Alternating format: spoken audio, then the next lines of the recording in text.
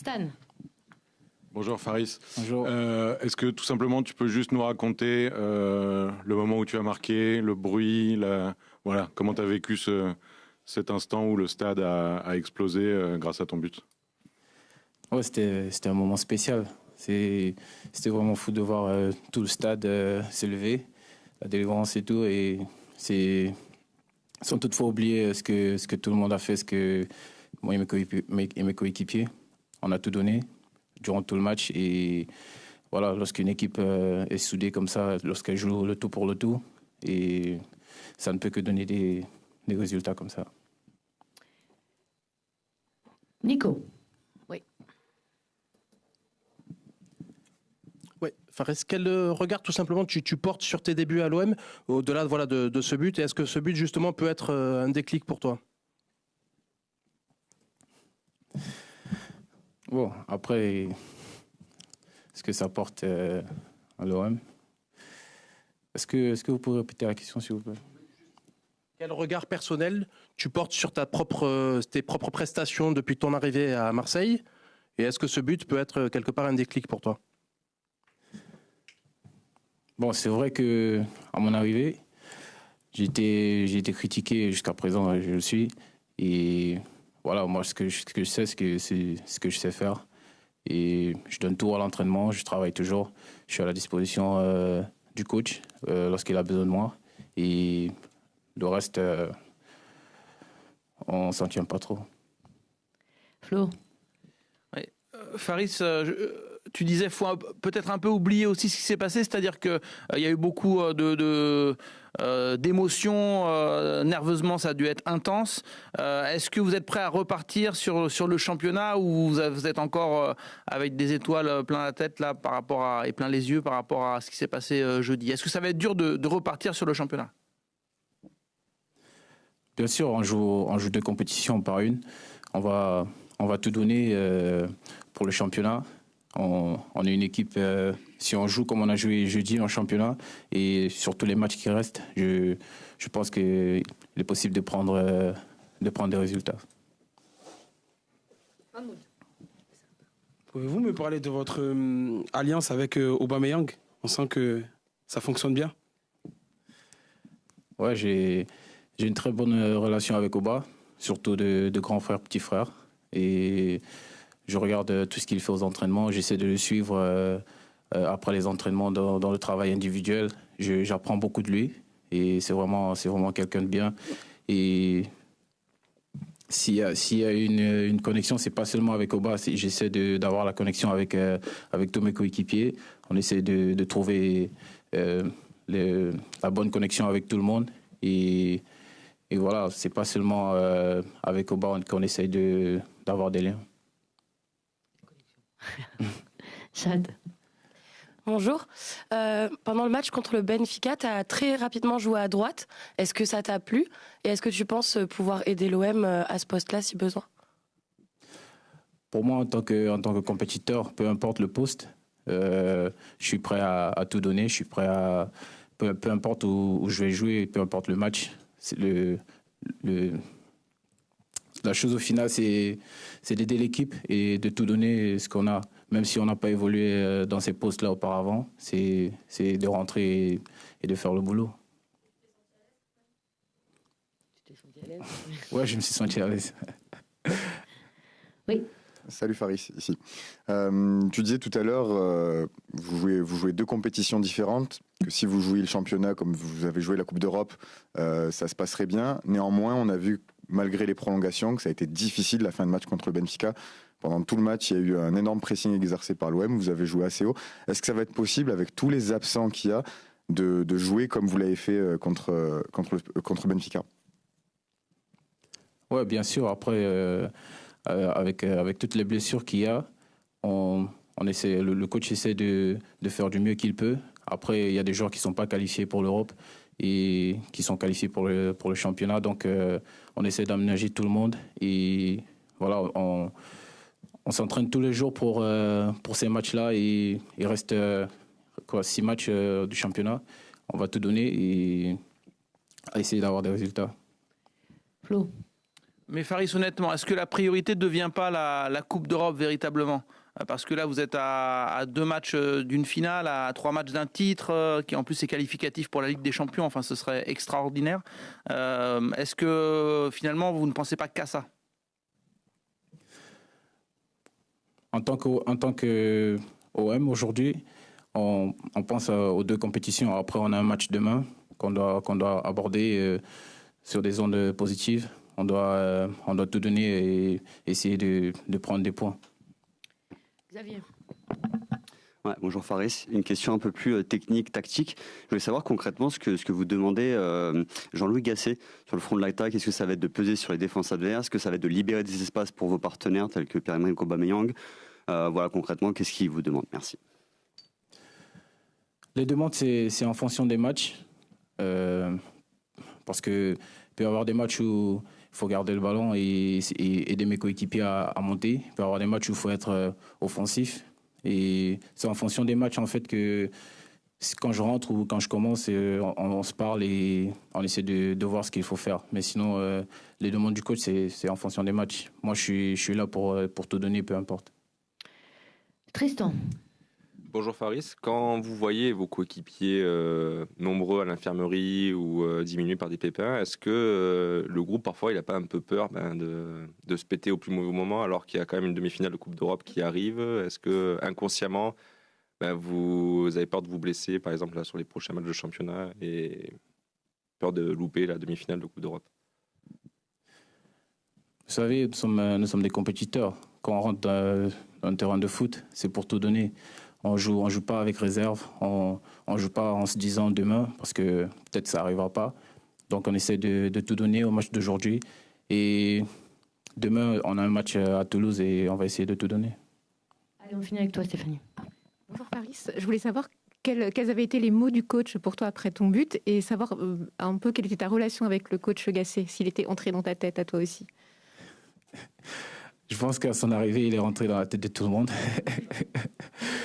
Vu la détermination qu'il apporte dans le groupe et cette confiance-là qu'on a repris. Et moi, j'ai une bonne relation avec lui. Et le reste, c'est juste continuer à faire ce qu'il nous demande de faire parce qu'on voit bien qu'il y a des résultats et on essaie de suivre à la lettre ce qu'il nous demande de faire. Merci beaucoup. Oui, bonjour coach. Est-ce que vous pouvez nous expliquer ce que vous pouvez faire entre 2 matchs aussi rapprochés avec l'heure à laquelle vous avez fini jeudi, l'état dans lequel les joueurs ont fini? Voilà, on imagine qu'hier il ne s'est pas passé grand-chose. Demain, le match était déjà à 19h. Voilà, qu'est-ce qu'on peut faire en si peu de temps? Récupérer, déjà. Mettre tout en œuvre pour que les joueurs soient dans les meilleures dispositions. Proposer des séances légères, beaucoup de discussions avec les uns et les autres pour savoir l'état. Hier, c'était fatigué, aujourd'hui, je viens de les voir. Les sourires sont là. On va voir tout à l'heure dans l'entraînement l'état physique de ceux qui ont fini plein de crampes. Définir le groupe par rapport à la nouvelle donne et ensuite donner le groupe pour partir à Toulouse. Camille. Bonjour coach. Justement en championnat, vous restez sur 3 défaites. Du coup, en championnat, je parlais bien. Et du coup, après cette qualification, vous pensez que justement cette qualification en demi-finale est le déclic, est le bon déclic pour mieux aborder justement cette fin de saison en Ligue 1?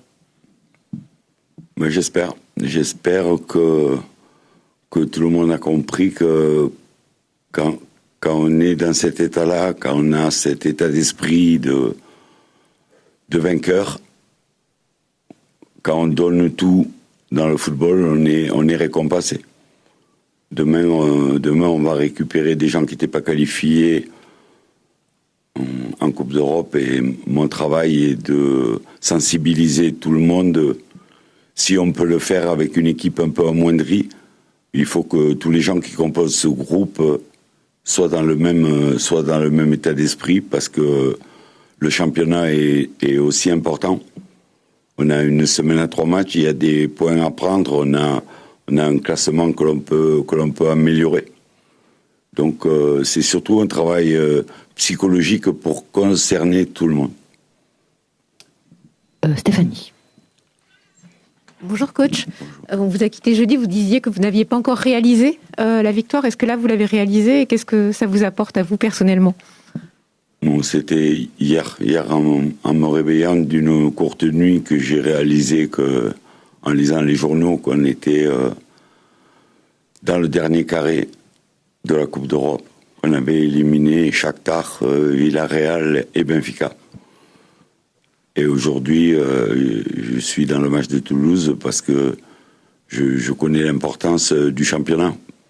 Je sais que quand on porte ce maillot, on switch vite d'une compétition à l'autre et qu'il nous faut reprendre des points rapidement en championnat. Ouais. Jean-Louis, bonjour. Vous parliez d'une nouvelle donne, donc c'est forcément cette qualification en demi-finale. Est-ce que ça devient la priorité, l'Europe? Il ne s'agit pas de dire que vous allez négliger le championnat, évidemment, mais est-ce que parfois il faudra arbitrer, faire des choix, préserver si possible des joueurs en vue de la demi-finale? Non, le choix, non. Il y a pas de... Ici, on n'a pas le droit de choisir. Le championnat... On est sur 3 défaites d'affilée, ce qui est logique. On a 3 matchs dans la semaine pour prendre le maximum de points et se mettre à l'aise pour faire le sprint et pour finir le plus haut possible. Bien sûr que je compte sur les gens qui vont rentrer dans ce groupe parce qu'on a encore perdu le petit Soglo qui s'est fait une entorse. Chancel Mbemba qui a à nouveau un mal au genou, on a Gigot de suspendu, Harit de suspendu, même le petit Lafont est suspendu avec les 19 ans.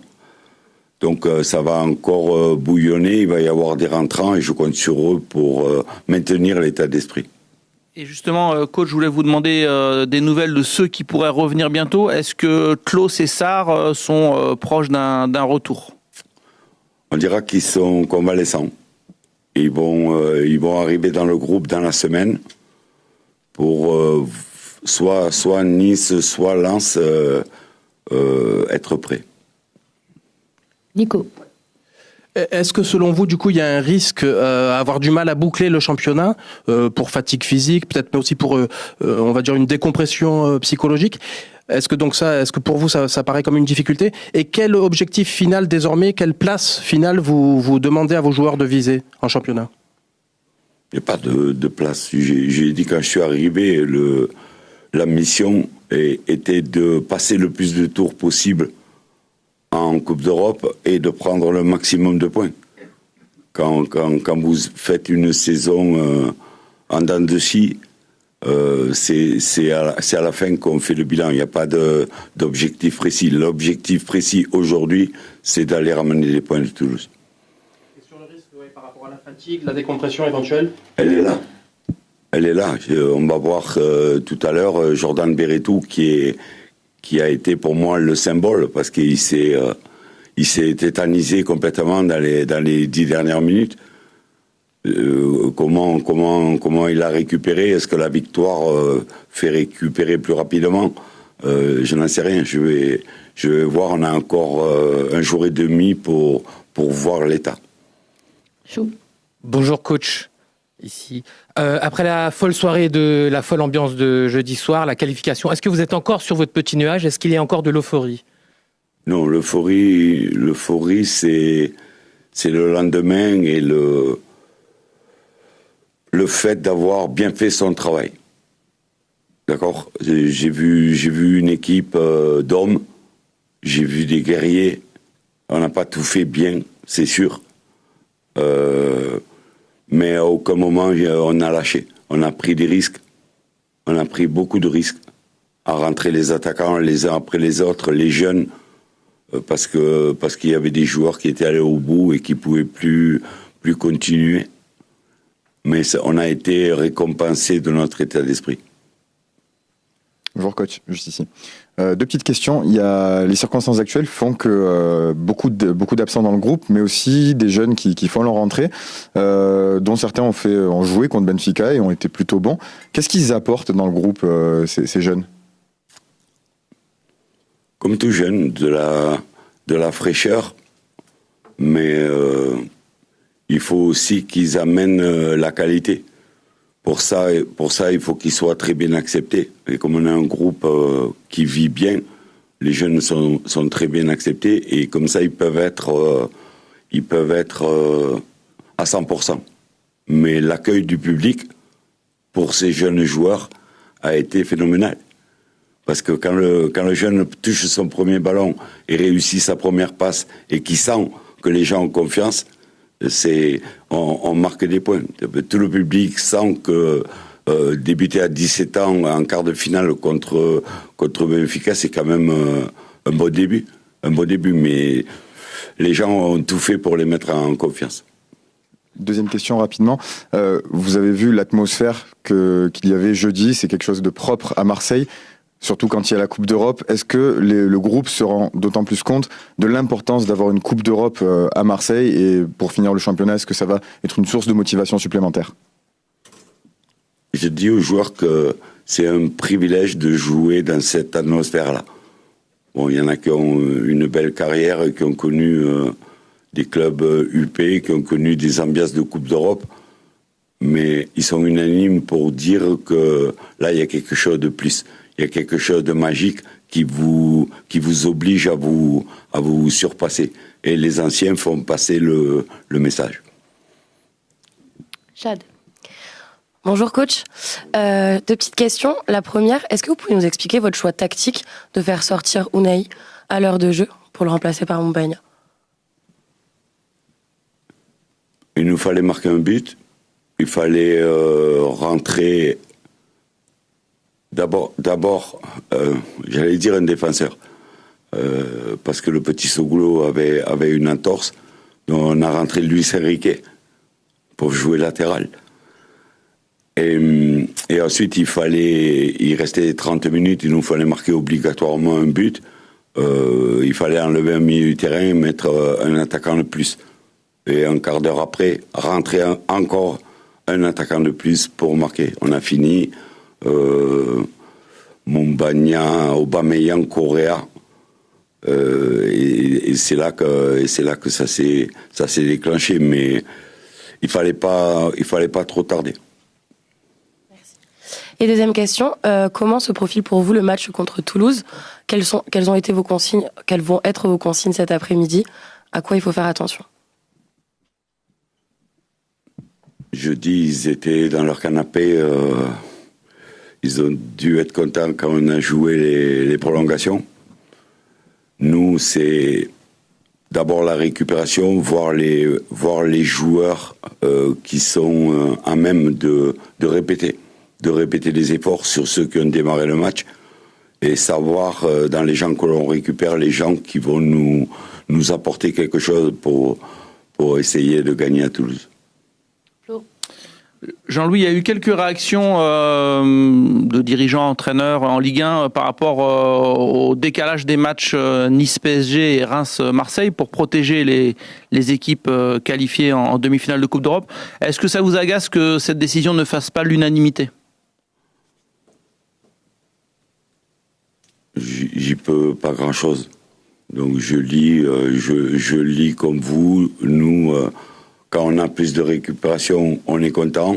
Là, on a une semaine à 3 matchs parce qu'on nous a repoussé le match de Nice. À un moment, les matchs, il va falloir les jouer. Bien sûr qu'on aime avoir plus de jus pour jouer les matchs de Coupe d'Europe, mais les matchs de championnat, il faut bien les caler à un moment.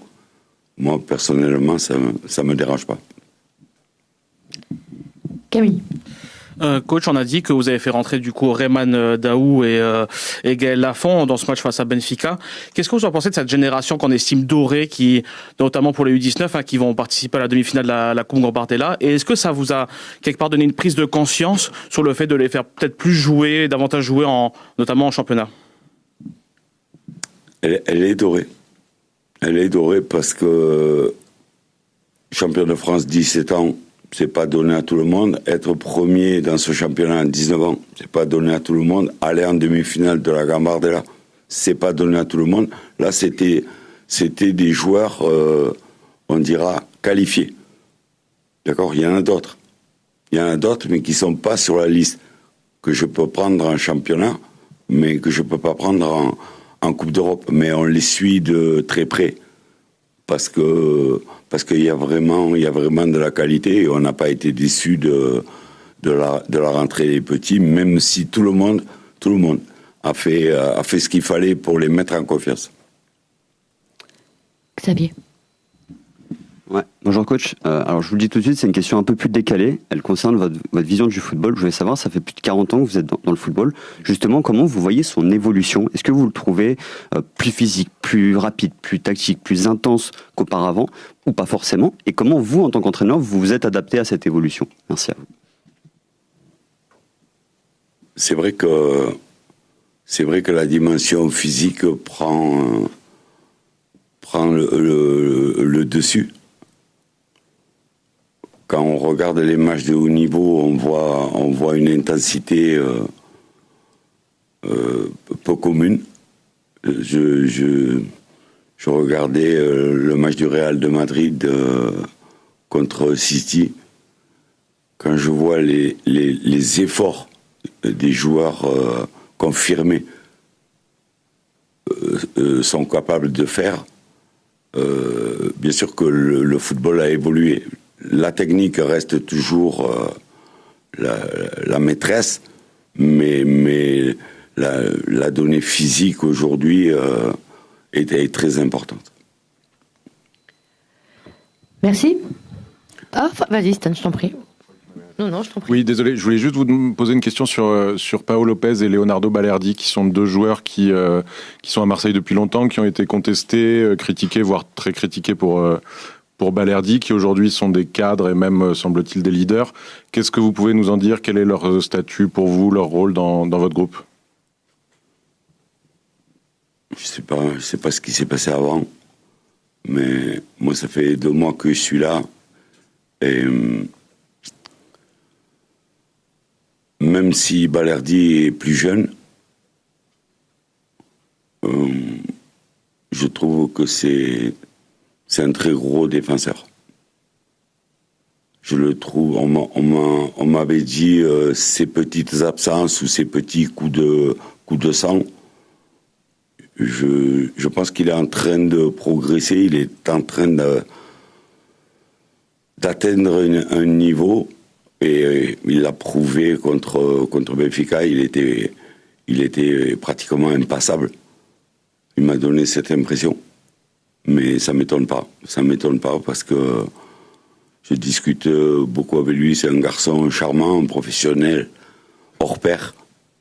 Et il a un grand avenir dans le football. Pau, c'est la force tranquille. C'est la force tranquille, c'est celui qui est toujours lucide. Il parle pas beaucoup, mais quand il parle, il faut bien écouter. Il faut bien écouter parce que c'est quelqu'un de sensé, c'est quelqu'un de professionnel qui a connu des choses, et il est très, très important dans ce groupe, comme deux ou 3 joueurs, les leaders. Merci. 15-15. Merci beaucoup. 15-15. Bonjour et bienvenue sur Passion Marseillaise. Je pense que ça va être un match très difficile, mais on est un peu comme à la maison à Toulouse. Il va y avoir beaucoup de supporters de l'OM et ça va pousser.